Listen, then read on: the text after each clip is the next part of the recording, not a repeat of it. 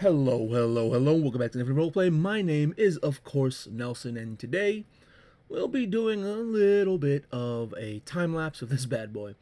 This is the continent of Abadu in the world of Gemini. This will be the world that houses all the settings for Saturday Morning Tabletop, the RPG, which if you watch this channel for any length of time, you'd know it's the RPG that I designed using the 5th edition OGL.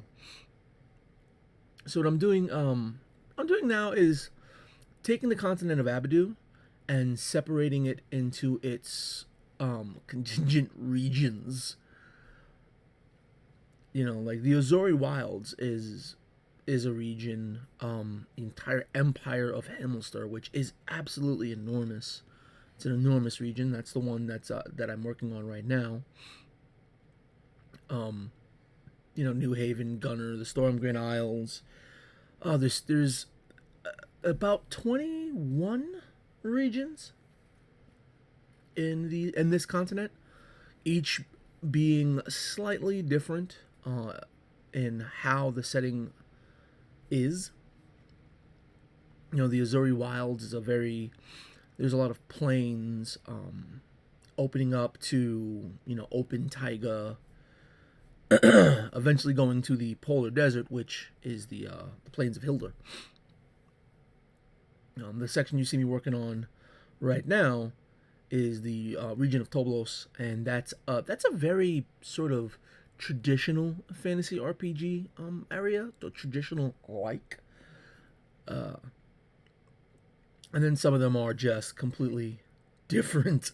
Like the plains of Hilder have Inuit-themed barbarian tribes that ride giant northern, polar beasts into combat. So it's a little bit of a mix of, Inuit and Hun.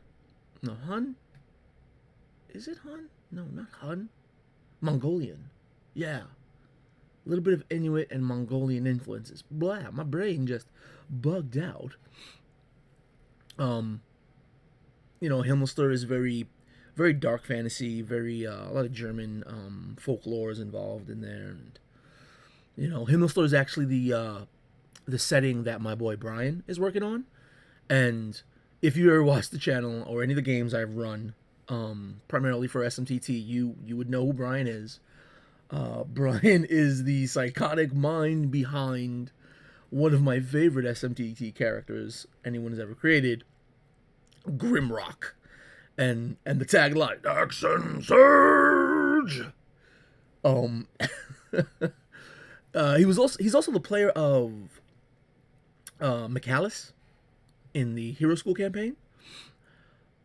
He's yeah.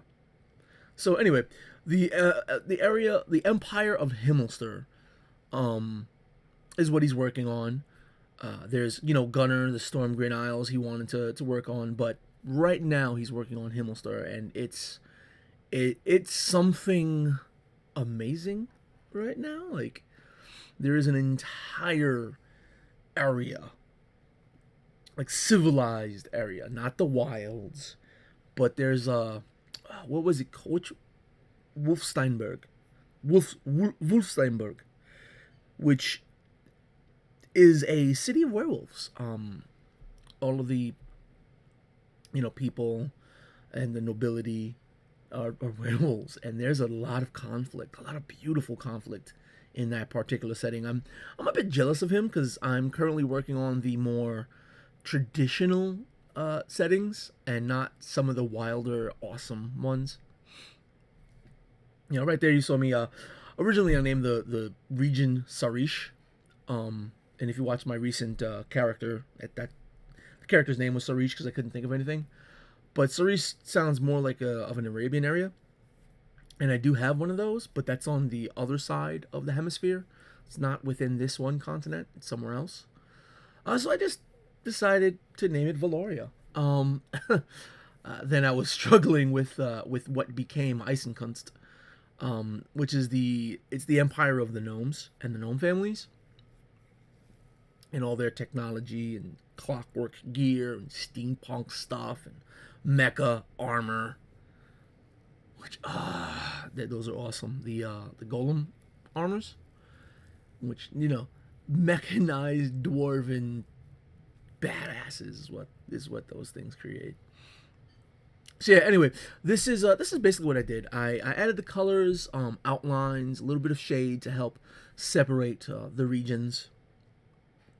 The regions on the northeastern end are much larger than on the southwestern end, but the southwestern end is where a lot of sort of trade and combat would happen.